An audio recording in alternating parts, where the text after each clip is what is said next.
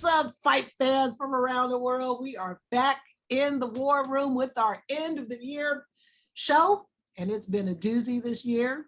But listen, if you're tuning in, I need you guys right now to hit that like button, hit the subscribe button, turn on those notifications, let us know so you'll know when we're dropping a video, a new video on YouTube. All right, so look, I am here in the war room today with my boxing family co-hosts, Eddie Goldman and Malissa Smith.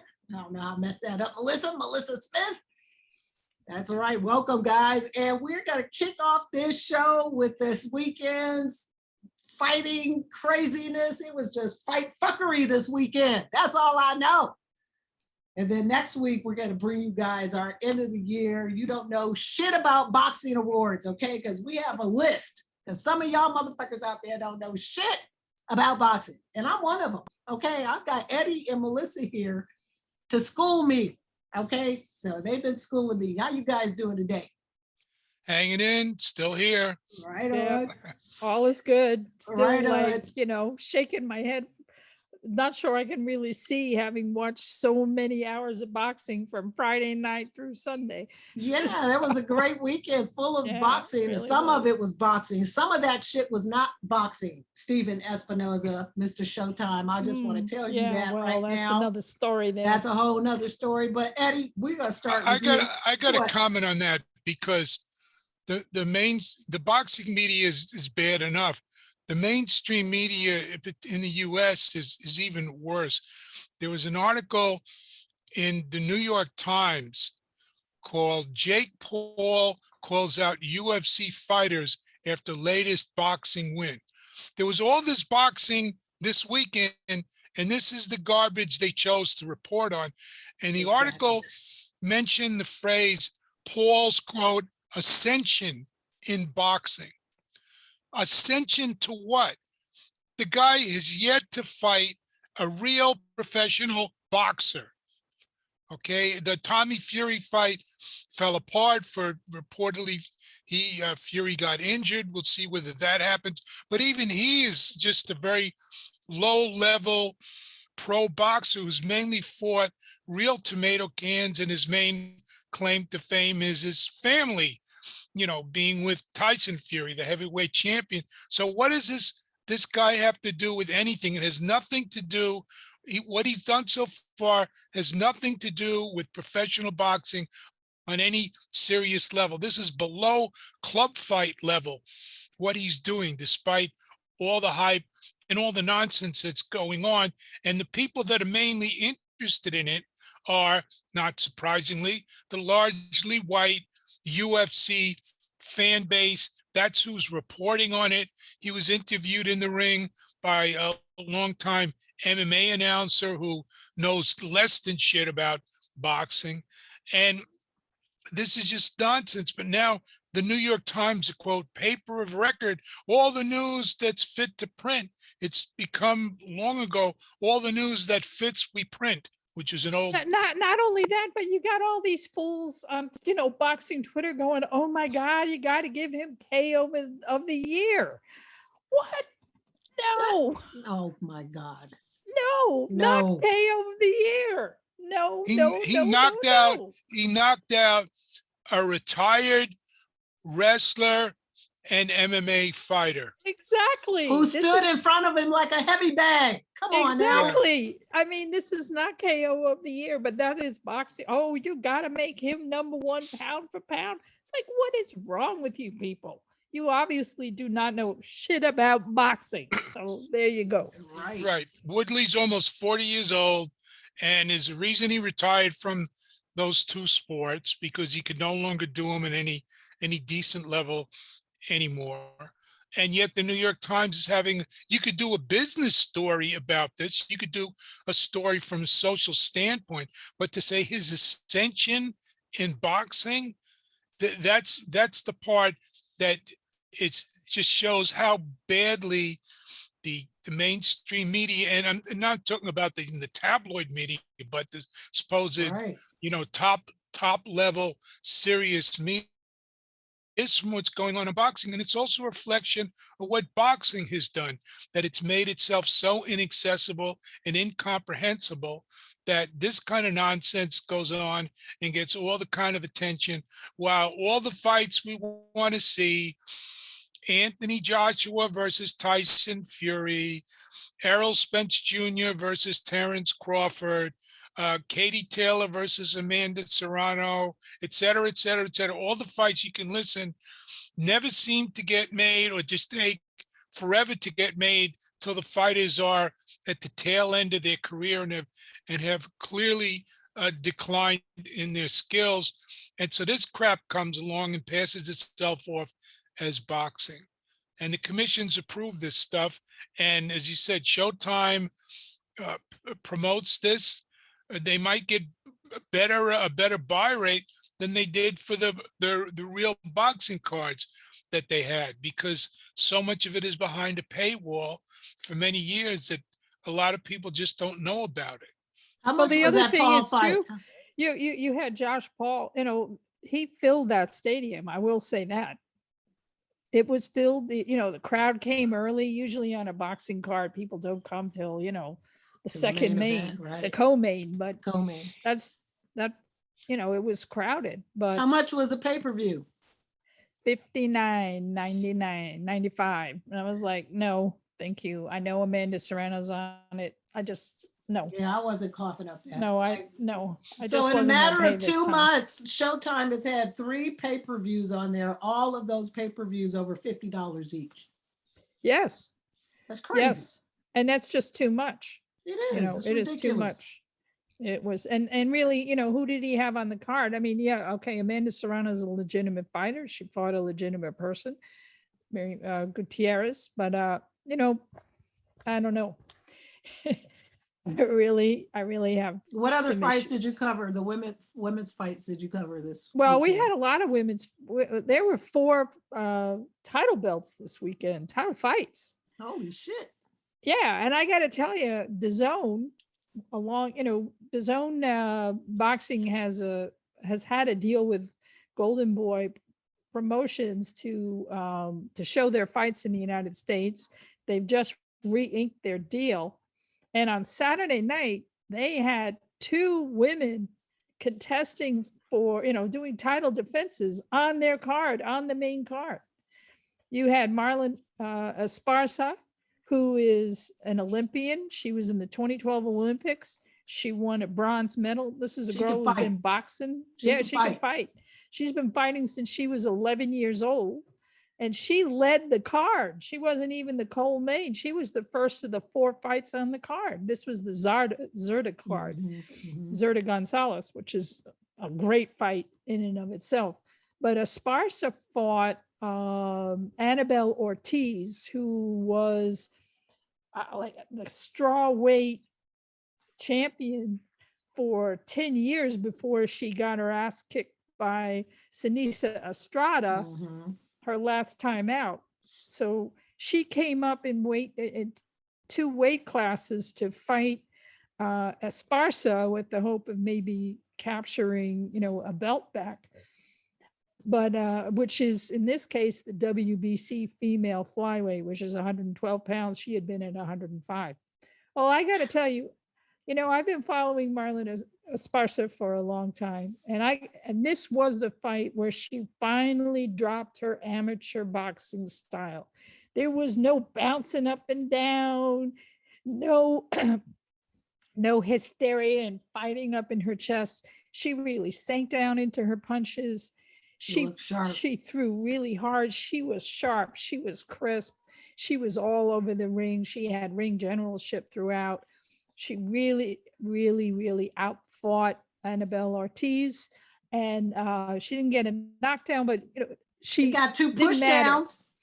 Yeah, got 2 push downs, which were, a little questionable. They were called as knockdowns, but they were not. They were. But I think 2 one of the push downs. judges ignored the second one. Yeah, he did. Well, that was the scoring was a little bit score. whack. Yeah. But the point was she really fought well, and really the best, to my mind, the best in her career. She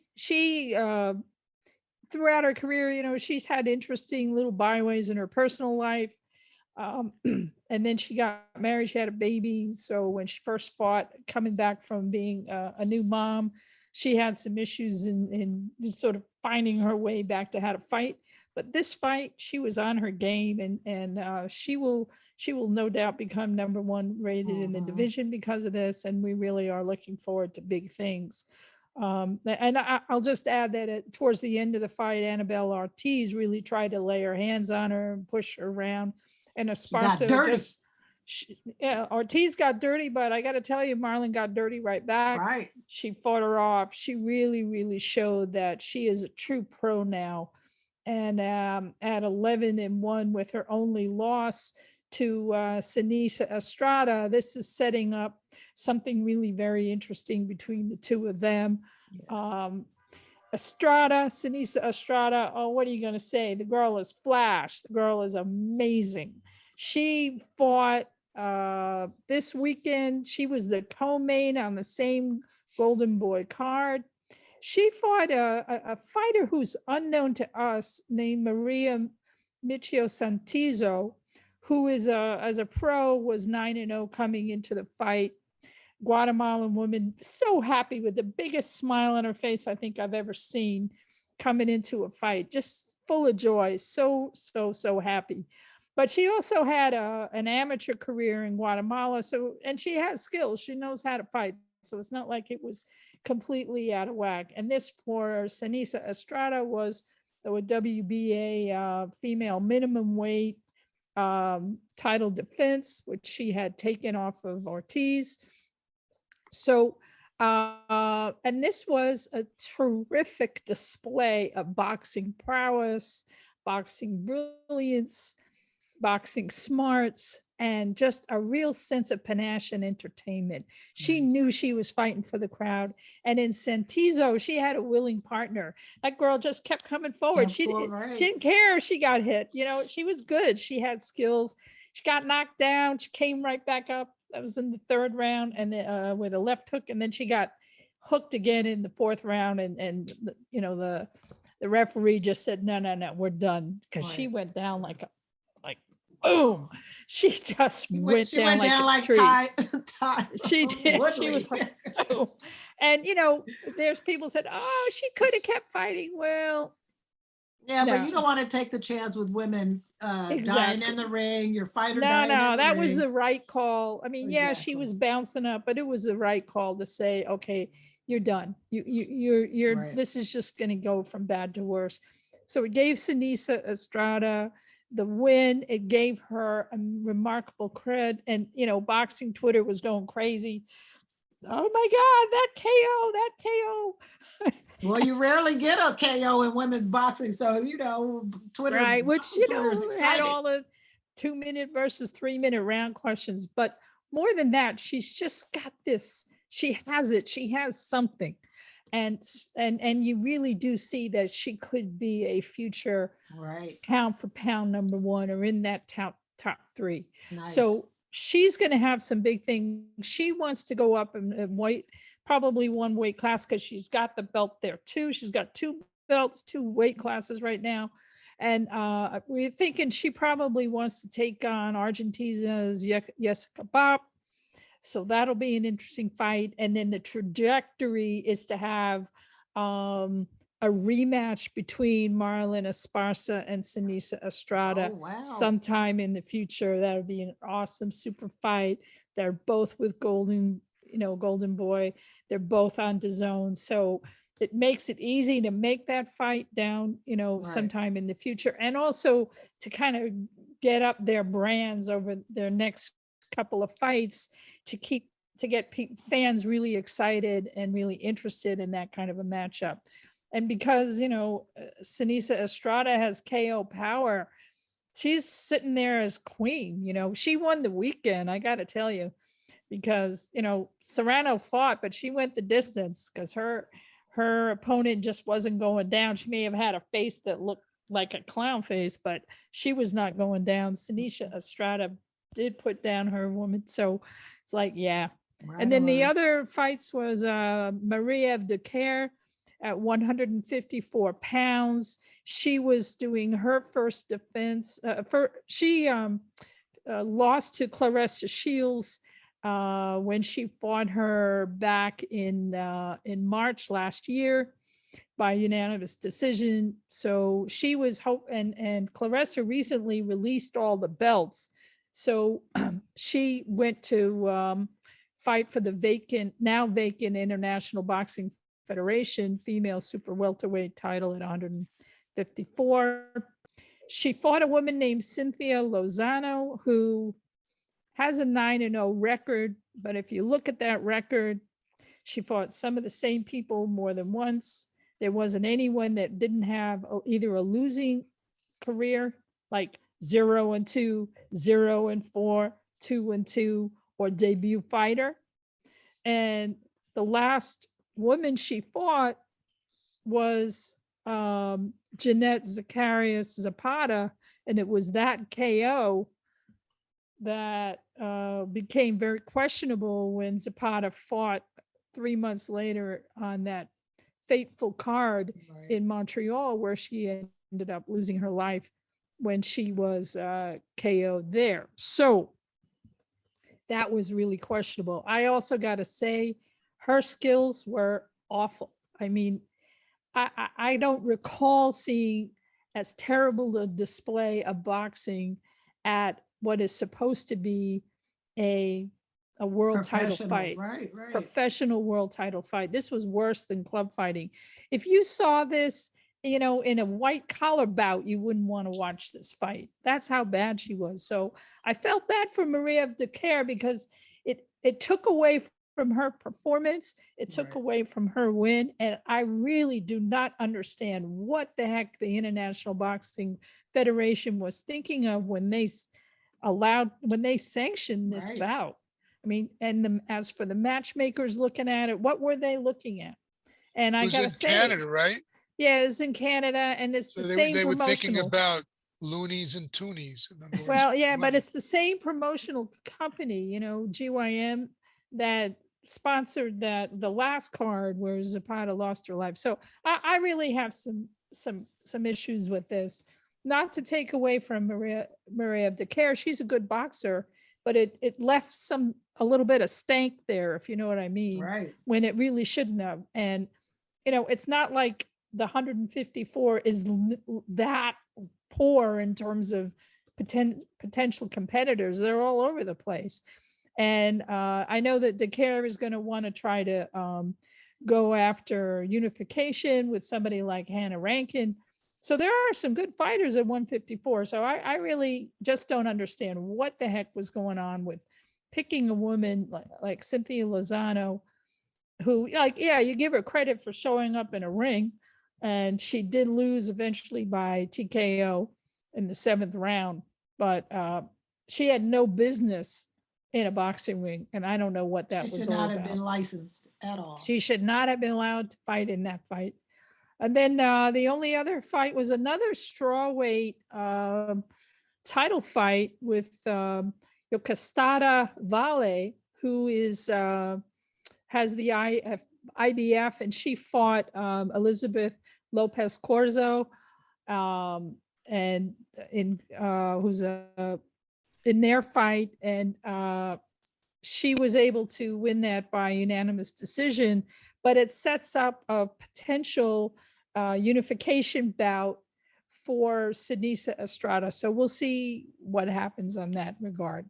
Other than that, DAZN on their Parker Tazara card had 2 women fighting on the undercard. They were also very good. And, I continue to say thank you to Eddie Hearn and DAZN Boxing for getting the fact that there are women out there who are really worthy of putting on cards and helping to support their careers, because really nobody else is right now. Nobody else is doing it. That's right.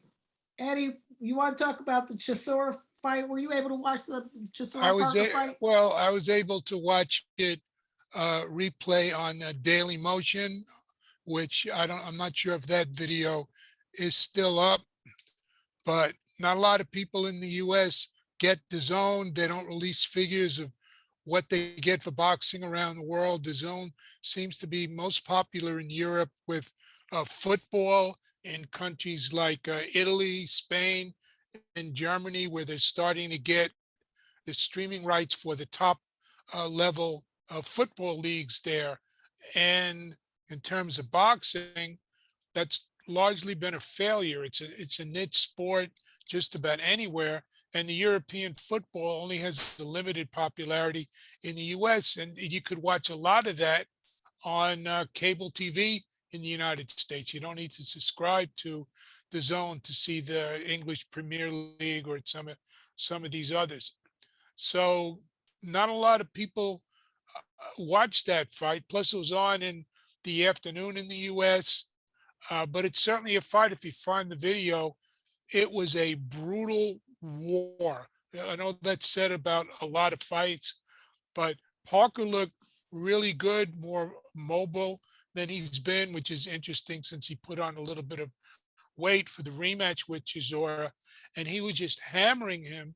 And it was almost like, one of those horror movies where you think you've killed the ogre or whatever. Right, he comes he- back. The monster just keeps coming back and coming back.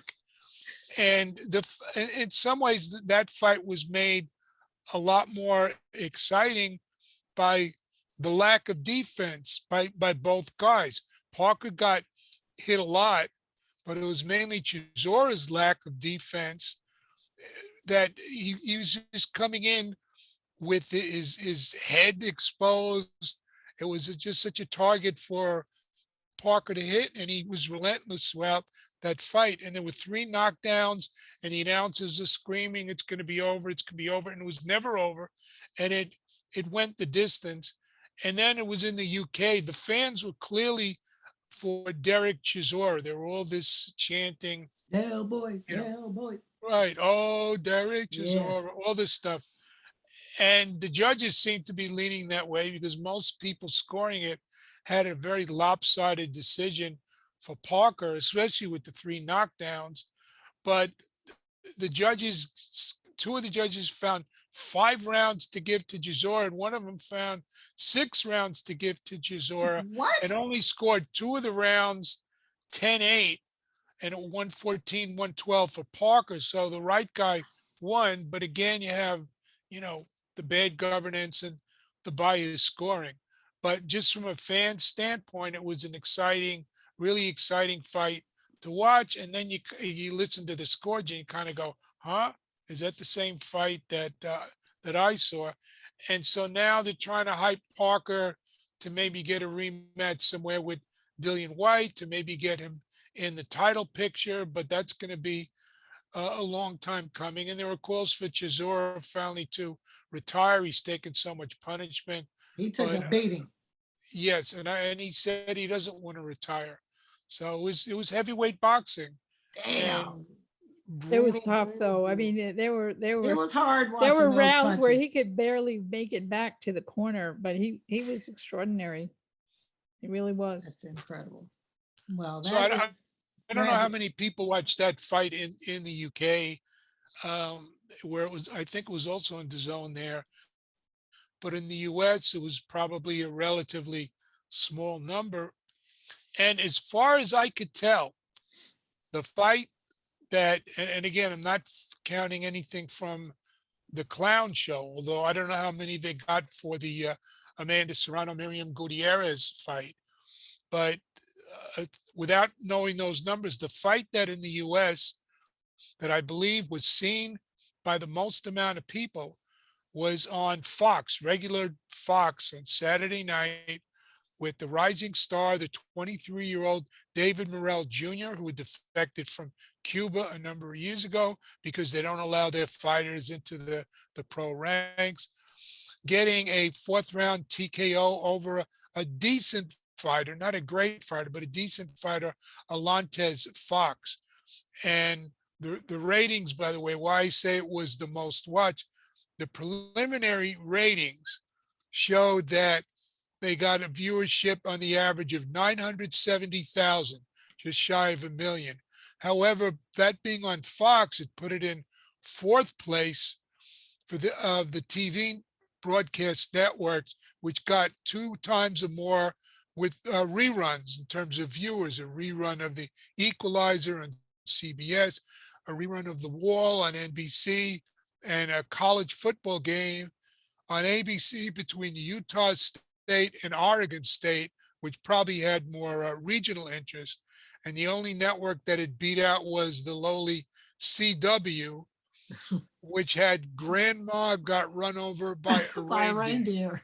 Another repeat. And they also had World's Funniest Animals Christmas. So they beat stuff like that out, which has got Fox must think, you know, if we ran a Christmas movie instead of going through all the crap with the boxing, we probably get twice as many people watching and zero amount of headaches. And this goes on week after week.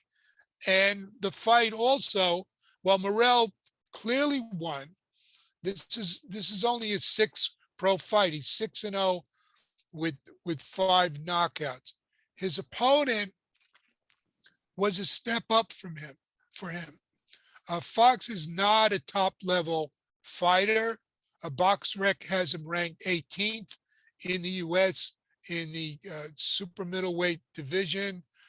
Every time he's beaten a lot of the opponents, the usual suspects, but every time he stepped up to a championship level fighter, he did win a regional championship once, but every time he stepped up to the top level, he lost. In 2017, he lost a lopsided unanimous decision to Demetrius Andrade. In 2019, he was TKO'd in the 5th round by Liam Williams. And of course, there was a stoppage against Morell in Minneapolis, which is now Morell's base since he came to the United States. Morell was a Cuban amateur star, but as a teenager, he defected to the US. He never went to the Olympic ranks, and he's a real talent. He just showed a lot of skills in terms of movement, power, poise for a young man. He looked very relaxed in there. But of course, there had to be a governance problem. As the 4th round was going on, and Fox was just getting beaten up, Fox's father, who was also his trainer, got up on the apron to stop the fight. And the referee didn't see it because the referee was watching the fighters and was facing the other direction. So where was the inspector from the Michigan Commission who saw, it was shown on TV, everybody could see it, Fox's trainer trying to stop the fight? Where was the inspector signaling to the referee, the fight's over? In fact, Fox himself even saw it. He wanted to continue, but you know, fighters often do, but it's too late. So the fight continued longer than it should have. And it was actually, you're not supposed to throw a towel into the ring because that's a disqualification. The reasoning is that long ago, there were situations in the old days where somebody from the audience would throw a towel in the ring and the fight would stop, and the referee doesn't know where it came from. Right. But he's supposed to wave it in the corner, and the commission inspector is supposed to stop it. That didn't happen. But Ronnie Shields, who's training Morell, threw the towel in the ring, which is dangerous because he could have gotten his fighter disqualified. But that didn't happen, and it was, in this case, it was over. So again, we have a shit commission in Minnesota and bad, dangerous governance. And what's next for Morell? He holds one of these minor WBA belts. You know, they have like 1 million champions. They said they're getting rid of them, the multiple champions. And of course, he wants a fight with somebody like Canelo. I don't think they bothered to interview Morell, who speaks Spanish, on the Fox show, which made absolutely no sense since the guy won and looked really impressive, and you're trying to get this guy over. And who he fights next, we'll see. It's a very crowded lineup of fighters to get to Canelo. He's nowhere near the level of fighting Canelo, but it's somebody to watch. And I don't think it got all the play in the boxing media because there was so many cards going on at the same time, and a lot more attention was given to the various DAZN cards and the clown fight and all of this. Yet this is the one that likely more people in the US saw than any of these other fights, and perhaps, depending on what the numbers in the UK were, more people around the world saw. Mhm. One other fight I want to bring up, which was also on that card out at Quebec on Friday, the 17th, was the Artur Beterbiev Marcus Browne light heavyweight fight. This was WBC World Light Heavyweight and IBF unification. Well, the two titles were on the line. Marcus Browne, was trying to come back, and I got to say, Beterbiev was a beast. He really fought well and hard. He ended up getting the KO win in the 9th round out of 12. But he has levels of fighting that are really tricky and interesting, not conventional at all in how he moves. He can take up the space across the ring so very, very quickly without ever giving any sense of what he's actually going to do once he gets to his opponent. So he's very surprising, very interesting fighter. And it leads to some interesting questions if Canelo decides to go up to light heavyweight, what that kind of a showdown would look like if he took him on. So that was Canelo's gonna move to light heavy. that's what he's talked about, so we'll see if that happens or what actually happens in light heavyweight. But Beterbiev was really something. He's now 16-0, and of his 16 wins, all 16 have been by knockout. Damn. So, yeah, damn is right. I mean, the guy Damn. is really I'm gonna have to go serious dig that dude. fight up. And as I said, that was on that Quebec Boxing Commission card with Maria. Was that on the zone? DiCaire. No, that was on ESPN. Oh, ESPN. Part of apparently Yvonne Michel, who runs the GYM promotions out of Montreal, has a deal with Bob Arum. So they put this card out on ESPN under the Top Rank name. So it showed on Friday night on ESPN Plus. I do not believe that it was not on regular ESPN. It was only available on ESPN Plus. So Plus, therefore, God knows what the numbers were, probably pretty lousy. At least it wasn't pay-per-view on top of that. I understand that in Canada, it was pay-per-view. So I don't know what that cost looked like, how many people actually watched the fight. Certainly the stadium where it was held was full. Well, not a stadium, but the venue where it was held was full. But that was again where Maria DiCaire fought this crazy opponent. So, governance is also an issue there in terms of the sanctioning board, the sanctioning itself from IBF and the boxing commission and giving a license to Cynthia Lozano to actually compete in that bout. That's insane. And also having these events indoors at this time. I mean, I just went last week to a little comedy event for a really great trans LGBT organization, Unique Women's Coalition. Hosted by my buddy. Hosted by a friend of mine, Jackie Steele. Funny as hell. But I wore my mask inside almost the whole time. I took it down to have a drink. I wake up this morning and I have, because we have LA in the county in California, you get a little exposure check notification. So 5 days ago, when I was at the Comedy Store, that's what it says, 5 days ago, I had to go get tested today. Right? I had to go get a COVID test. So I cannot imagine being in a big ass venue, a boxing venue, sitting right next to somebody. I'm telling you, thousands of people in Manchester, that where the Parker fight was, that stadium was packed with screaming people. And the only people I saw with masks were the officials around the Around the ring. ring, right? Everybody else screaming and carrying on. I mean, if they had a mask, it was down here as a little neck warmer. And Just I mean, ridiculous. COVID, Omicron in UK is out of control right now. We're So we're I don't moving know into what an that was endemic. about. That's all we know, You right? know, that Endemic. it's just out of control. And you know, same thing in the Canada fight, in the Quebec fight.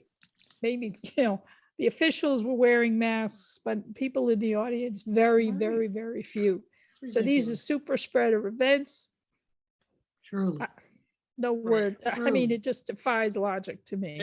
And there's so little or no reporting about the spread of COVID among the Right. fans after the event is over. Exactly. There's no follow-up. The only reason we know about the super spreader recent weekend in New York at the Garden was because Lou DiBella, who will pretty much say anything, wrote on Twitter that he had COVID and he was at all these events. The Boxing Writers Association of Aram had their annual dinner where apparently a lot of people got COVID, and then there were all the events related to the Lomachenko fight that weekend at the Garden. And if you looked at the TV, very few people in the crowd there were wearing masks. So how many people got COVID with all these cheering fans that are going on? Absolutely. Listen, Jerry Cooney, who was being honored with Larry Holmes, and this is likely, you know, this is one of the 3 events Lou DiBella went to that weekend. Jerry Cooney got COVID, and they're just praying that Larry Holmes and his wife didn't. And that was the only event they went to. It was the affair at Russo's down in Howard Beach in Queens, New York. But a lot of people, and you know, in New York City, we're all saying the entire Lower East Side has COVID right now. I mean, because kids go out and party. Right. Everybody my daughter's age, 22 years old, that she knows from the Lower East Side, sick with COVID. So please, I don't And get it. these other sports and the NBA and the NFL, they're canceling games. And I heard that the NBA is going to be allowing, they're calling them replacement players, which is an offensive term, but some of the teams have so few players, they can't even field a basketball team. So they're going to bring in other right, because of COVID. So they're going to be bringing in other players to fill the reserve spots that's going on. And you just see this kind of said, but it's not being fully put together. Although there was an article recently in the New York Times that noted this, didn't mention boxing because of course boxing has killed its own popularity, but it just said, pause all these sports, just put a pause on them at this point, and particularly focusing on basketball and NFL football, college football, and NHL hockey, and whatever other sports are going on. Just pause them at this point to see what happens. But that's not being done. And that's what that's going to do, is only make the pandemic worse, only let the virus be out there in the wild and mutate more, creating more and more serious strains than Delta and Omicron and whatever is coming next, just so people could watch these sports and these businesses can make money off of people's illness. Yeah, and you know, like it and what you have, like with in Brooklyn, the Brooklyn Nets basketball team, they've canceled the next 2 games. You know, they're basically going game by game, in part because they have 10 players at this point in what they're calling the league's health and safety protocols, whether it means they have COVID or they're in quarantine because they weren't vaccinated properly. I mean, there's all this stuff going on. And, you know, still, here we are. New York City had I think on Saturday had 11,500 people test positive for COVID. New positive tests. Until Sunday, it broke the record the next day. Exactly. And then you got, you know, New York State, same thing. So this is New York's tip of the iceberg. It's the same way London and UK, they've got huge numbers of people coming down with COVID every day. then that starts to spread out to the rest of the country, and you're seeing these hot spots in the Northeast from that. So I think you're absolutely right, Eddie. There has to be some sense made in terms of Yeah. reminding the boxing world, maybe it's time to, like, just keep the fans out for a little bit and go into the bubble again for a month or two until we get a handle on this thing. Because you got, 10,000 people in a stadium screaming, jumping up and down without masks. What do you think is Right. going to happen? Especially with Omicron, which is much more Contagious. virile in the sense that it's much more readily caught. It's sort of like a common cold on steroids. And so people just are dropping like flies from it. Right. Right. And then if you look at what's promised, even if these fights we've talked about work out, and again, we know in boxing, very often they don't work out. What's promised for early 2022 would be the Tyson Fury Dillian White fight to satisfy his WBC mandatory. And the talk is they want to do that maybe around March or so in a big football stadium in the UK. And they want to have the rematch of Alexander Usyk and Anthony Joshua also in a big either stadium or arena. It could be in the UK. It could be somewhere else. Eddie Hearn was in Dubai looking to sell that fight to the Middle East. And the fight we mentioned earlier, possibly Katie Taylor and Amanda Serrano in Madison Square Garden, the same Madison Square Garden we just talked about where the super spreader events were going on. All these fights could be in jeopardy. And again, even if they do hold them, as you said, in a bubble or something, that really changes the economics of these fights. If the multi-million-dollar gate is impossible, and they have to start planning these fights, which have been talked about for late February, March, April, sometime in there.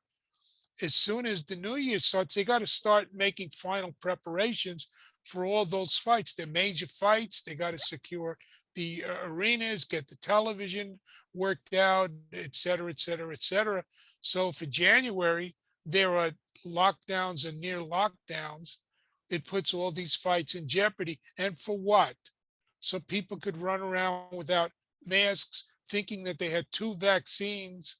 They're going to be changing the definition, hopefully soon, of fully vaccinated for adults from two vaccines of the Pfizer, BioNTech, or Moderna to the booster shot. And the booster shot, they're going to drop the name of booster shot because it's part of the whole vaccine regimen. There's now 3 shots. When you got the Pfizer, BioNTech, or the Moderna, that was a 2-shot regimen. You didn't say the second was a booster shot. Now, several months later, you get the 3rd shot. That's part of the same regimen. And as we get to mid 2022, I got my 3rd shot in October. So by, say, the summer of 22, maybe 6 or 8 months since that shot, what will the effectiveness be? They're studying that right now. What will the variance be? This might be something that every once or a couple of times a year, you got to keep getting these shots.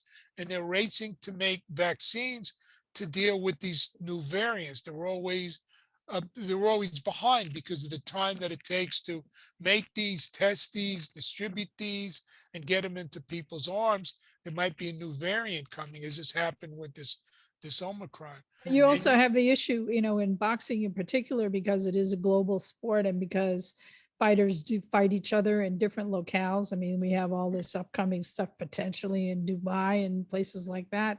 United States may have 70 to 80% coverage for vaccines, or UK, but how does Dubai fit into that? I know in South Africa, it's a very, very, very low number. So you have issues with half the world, more than half the world doesn't have this kind of, just hasn't had the first vaccine. Never mind the fact that in the United States or certain other Western nations, we're able to have the luxury of a booster. So until that is also really thought through from the standpoint of how you're dealing with global boxing events in nations that may not have the kind of vaccine coverage, having protocols in place to keep audiences safe and saying, hey, y'all want to come to a fight? That's great.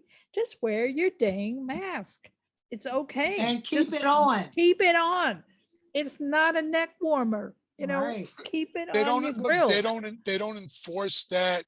And I No. still see people even going into grocery stores and pharmacies today in New York City, not wearing a mask where it's, can be relatively close quarters. This is New York, where everybody is on top of each other anyway. And who's going to enforce all that? You put in the enforcement on what, the ushers at Madison Square Garden, or people just who work in grocery stores, or ticket takers, or people Right, like that. but that's the point. If you're not going to enforce it, then you have to cancel the event. Then so that's what, it's like, it makes no sense. We know, based on how the American population is right now, they're not going to shut us down again. They're not going to stop unless the rates go so high, more people start dying. That's the only way they will shut this down. And Yeah, I mean, and there are like the theaters on Broadway are going to this model where they're saying, hey, we're going to keep showing it, but number one, you need a card. You got to show that, and you need a negative test. that happened at the Comedy today. Store. Everybody had to show their vaccine card, and a look, test. 5 days later, No, and I a got negative test. notification. And a negative test from that day. Shit. Now, I know, like in Germany, a friend of mine is there now. Before any event, they show the card. They get tested right there. Right. They get tested right there. It's a rapid test. They wait 10 minutes, That boom, they makes go sense. in, or boom, see you. In fact, there's a venue here in New York called City Winery that did that this week, where they invested in some tests. People lined up, they had tickets, they wanted to see the show, they showed their card, they did a rapid test inside. People who failed the rapid test said, thank you very much. I didn't know I had been exposed to COVID. They left. But maybe that's what you do. Fine, you want to have 5,000 people, 10,000 people in a venue to watch a boxing event? Great. Get a test before you walk in the dang door. Shit. They too cheap for that. All right, what else we covering here today, folks? Well, that's why you need governments to enforce all that. Right. So I would just say, for all these holidays that are coming up, make sure your Zoom and your phone lines and everything are all set up, and try and do as much of that as possible Right. online and over the phone. Exactly. Social distancing, stay indoors, stay masked up, stay vigilant, people. Stay safe and keep your family safe. It's not just you, it's the people you love. That's right. Exactly. All right. Well, look, if there's nothing else we're going to talk about today, Eddie, I need you to tell people where they can find you. Yes, you could find me indoors, masked up most of the time. Yeah, and running around to doctors and all of that. Right. Mainly if you go to Twitter at NHB News, you find a lot of discussion about combat sports and politics and music and all kinds of stuff. You could go to my Patreon page, and I really encourage people to subscribe to it, because I'm putting up stuff there that you do not see in the so-called boxing media.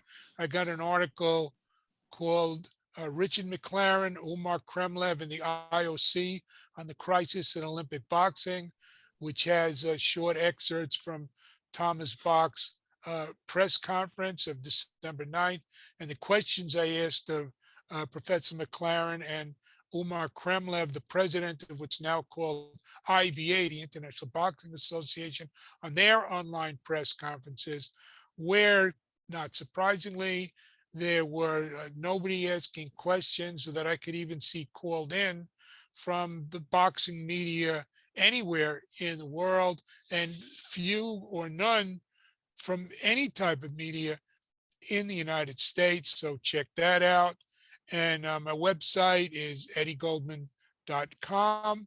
And you can also look for my Redbubble page if you want to get some no holds barred with Eddie Goldman gear. You want to buy some buy some gifts and get stuff and just give a big FU to the promoters and networks who have screwed up these combat sports so much. That's right.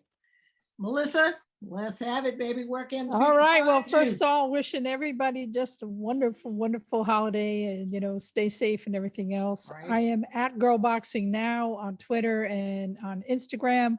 My website is girlboxing.org. I do blog pieces on there. I also link to all the various media that I'm quoted in.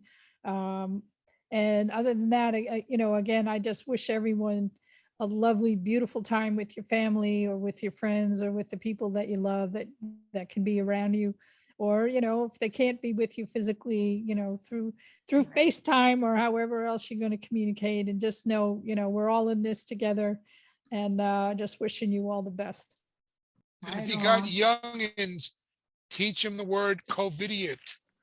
I taught that word to my youngest grandson, and he got a real kick out of it because in his school, he's in middle school, he's one of the only kids there that wears a mask. And he Nice. says the teachers have to wear masks, but even they don't wear it all the time, and they don't have a mask mandate where he is at for the kids, which is crazy and It bizarre. is. But you can still wear the mask. So teach them that word. They like stuff like that. That's right. Well, look, folks, that is all we have for you today. If you guys want more in-depth coverage in the sport of boxing, we cover corruption in boxing. We cover sports justice, women's boxing. We cover a little bit of wrestling when I allow Eddie to talk about that. And you guys can find me on Twitter at Angry Afro Radio and on Instagram at La Fight Goddess. That's LA Fight Goddess. And check our website out at WAARsports.com. That's war with 2 A's, WAAR sports.com. And look, folks, that's all we have for you today. Peace, love, and push-ups. We are out.